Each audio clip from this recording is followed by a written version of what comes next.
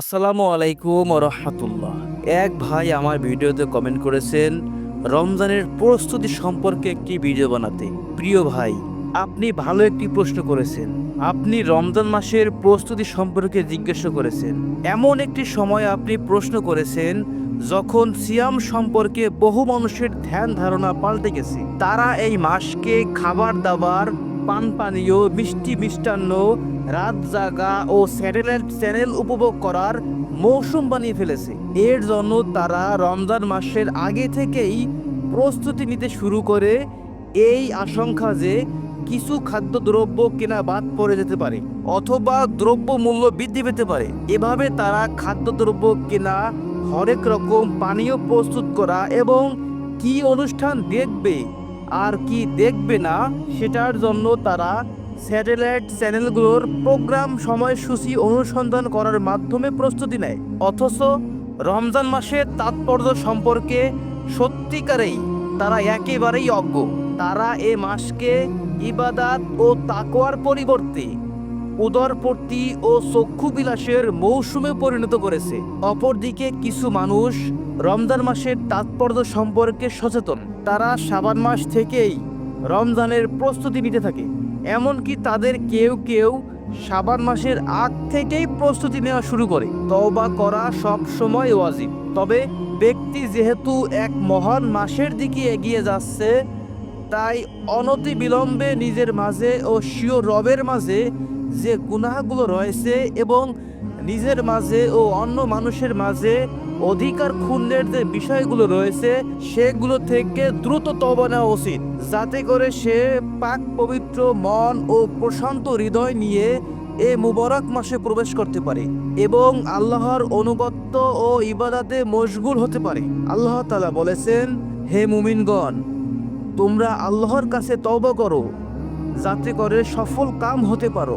তাই একজন মুসলিম তার রবের কাছে বিনয়াবনতভাবে দোয়া করবে যেন আল্লাহ তাআলা তাকে শারীরিকভাবে সুস্থ রেখে উত্তম দিনদারির সাথে রমজান পর্যন্ত হায়াত দেন। সে আরও দোয়া করবে আল্লাহ যেন তাকে নেক আমলের ক্ষেত্রে সাহায্য করেন। সে আরও দোয়া করবে যে আল্লাহ তাআলা যেন তার আমলগুলো কবুল করে নেন। এই মহান মাসের আসন্ন আগমনে আমাদের সবাইকে খুশি হতে হবে। রমজান মাস পাওয়াটা একজন মুসলিমের প্রতি আল্লাহ তাআলার বিশেষ নিয়ামত। যেহেতু রমজান কল্যাণের মৌসুম, সে সময় জান্নাতের দরজাগুলো উন্মুক্ত রাখা হয়, জাহান্নামের দরজাগুলো বন্ধ রাখা হয়। রমজান হচ্ছে কুরআনের মাস, সত্য মিথ্যার মধ্যে পার্থক্য রচনাকারী জিহাদি অভিযানগুলোর মাস। হযরত আয়েশা রাদিয়াল্লাহু তাআলা আনহু থেকে বর্ণিত, তিনি বলেন, রাসূলুল্লাহ সাল্লাল্লাহু আলাইহি ওয়াসাল্লাম এমনভাবে সিয়াম পালন করতেন যে আমরা বলতাম তিনি আর সিয়াম ভঙ্গ করবেন না, এবং এমন সময় সিয়াম ভঙ্গ করতেন যে আমরা বলতাম তিনি আর কখনো সিয়াম পালন করবেন না। আমি রাসূলুল্লাহ সাল্লাল্লাহু আলাইহি সাল্লামকে রমজান ছাড়া অন্য কোনো মাসের গোটা অংশ রোজা পালন করতে দেখিনি এবং শাবান ছাড়া অন্য কোনো মাসে অধিক সিয়াম পালন করতে দেখিনি। উসমাহ ইবনে যায়েদ রাদিয়াল্লাহু তাআলা থেকে বর্ণিত, তিনি বলেন, আমি রাসূলুল্লাহ সাল্লাল্লাহু আলাইহি সাল্লামকে জিজ্ঞাসা করলাম, ইয়া রাসূলুল্লাহ, আপনাকে শাবান মাসের মতো অন্য কোনো মাসে এত রোজা পালন করতে দেখিনি। তখন তিনি বললেন, এটি রজব ও রমজানের মধ্যবর্তী মাস। এ মাসের ব্যাপারে মানুষ গাফেল, অথচ এ মাসে বান্দাদের আমল রাব্বুল আলামিনের কাছে উত্তোলন করা হয়।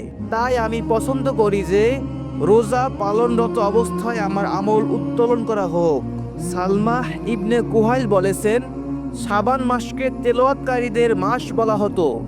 শাবান মাস শুরু হলে আমর ইবনে কায়েস তার দোকান বন্ধ রাখতেন এবং কোরআন তেলাওয়াতের জন্য অবসর নিতেন।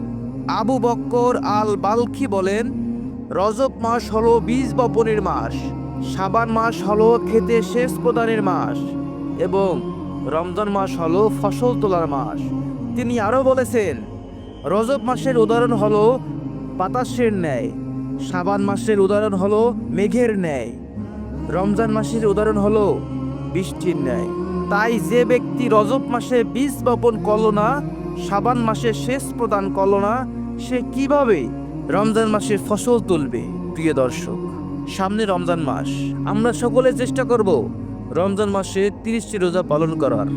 আল্লাহ পাক আমাদের সকলকে তৌফিক দান করুন, আমিন।